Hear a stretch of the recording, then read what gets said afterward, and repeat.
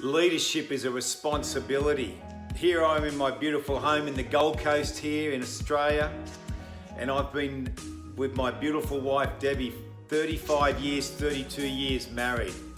The only way we've been able to stay together, having run successful businesses together, launching Leadership Dynamics in 2003, is really identifying the strengths of our role. And the reason why I'm sharing this is that you need to do the same thing in business. I know this magazine article is focusing on the leadership of men, the masculinity of men. But I just want to touch on the importance of identifying what your strengths are in your own personal relationship. How do you grow those strengths as a man? How do you grow those strengths as a woman? There is no doubt that women are as good at leadership as what men are, and it's very important I make that clear. In my own business journey, I've had multiple businesses. I've actually employed more women than I have men because of the unique strengths that women have.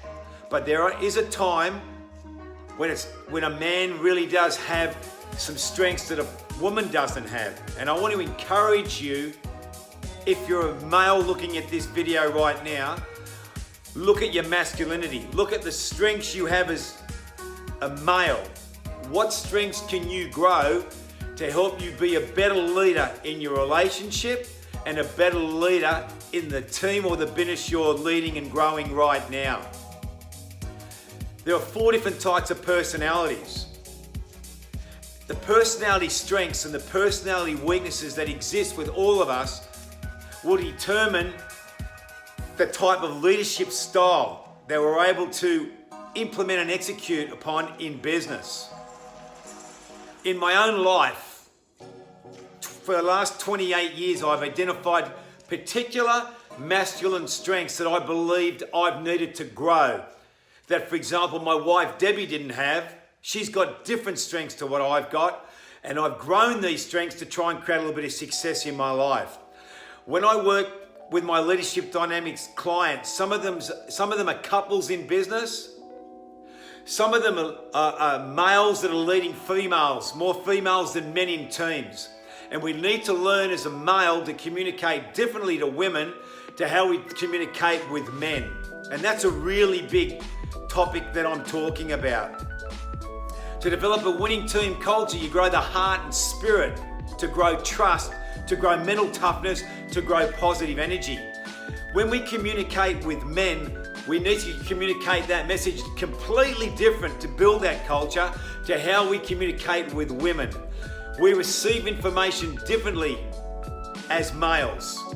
And I've learned over 35 years of being in business what works for me and what doesn't work for me in relation to how I receive information and how I communicate information to both men and women.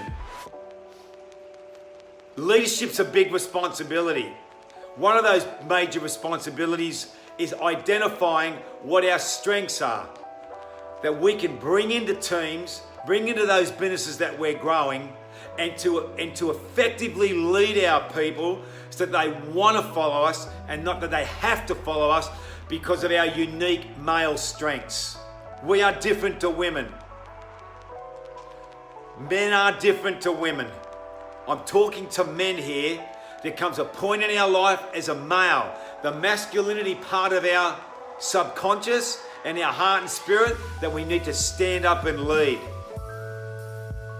What I've also found is that people want to be led. I've tried to lead my family and lead my wife with some of the masculine strengths that I've grown, and I've tried to do the same thing in business with the female clients that I have and the ladies I surround myself with in business, in addition to the male clients and male leaders I surround myself with. There's no right or wrong answer to this. It's about self-awareness, growing our strengths, being aware of what our masculine weaknesses are, and utilizing our strengths to empower men and empower women to want to follow us. If I was to ask you this question, what are 3 personality strengths you need to grow as a male so that you can become a more effective leader, so that people want to follow you? How would you answer that question?